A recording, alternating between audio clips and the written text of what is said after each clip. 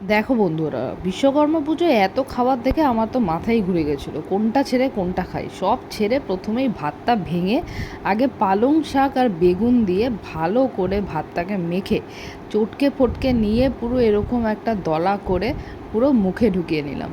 আর খেতে ছিল জাস্ট অসাধারণ ভাই। আমার কিন্তু যে কোনো রকমের শাক সবজি ভীষণ ভালো লাগে, সবজিটা একটু কম খেলেও শাক কিন্তু আমার বেশ লাগে। তোমরাও কিন্তু কমেন্ট করে জানিও তোমাদের ভালো লাগে কিনা। আর তারপরে ডাইরেক্ট চলে গেছিলাম পনিরে। পনিরটা দেখো জাস্ট কত বড় বড় একটা পিসেস ছিল, পুরো পনিরের ঝোলটা মাখো মাখো ছিল।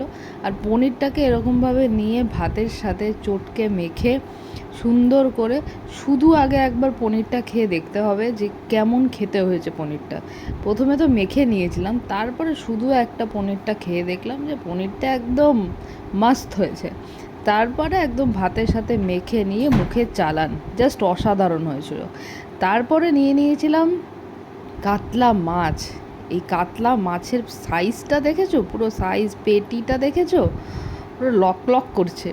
যাই হোক, এই আর ঝোলটা দেখো পুরো গায়ে লেগে আছে। এটা ছিল দই কাতলা। মা কিন্তু রান্নাগুলো ভাই দারুণ করে। এবার এই দই কাতলার ঝোলটা দিয়ে ভাতটা মেখে নিয়ে মাছটার থেকে মাছটা নিয়ে কতটা ফ্রেশ দেখো, মাছটা কতটা ফ্রেশ, ভিতরটা পুরো সাদা ধবধবে এরকমভাবে নিয়ে জাস্ট ভাই মুখে চালান করতে হবে। আর এটা ছিল ভাই স্বর্গ। তোমরা কিন্তু আমাকে জানিও যে রুই মাছ ভালো লাগে না কাতলা মাছ ভালো লাগে, কোনটা তোমাদের ভালো লাগে। আর ভিডিও ভালো লাগলে কিন্তু অবশ্যই লাইক কমেন্ট শেয়ার করতে একদম ভুলবে না। আর অবশ্যই সাবস্ক্রাইব করে দেবে।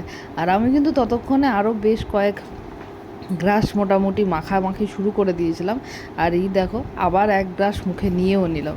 এরকমভাবে ভাই খেতে হবে জমিয়ে, ব্যায়ামটাও জমিয়ে করতে হবে। আর ভিডিও ওই যে বললাম, ভিডিও ভালো লাগলে সাবস্ক্রাইব করতে হবে। চলো টাটা।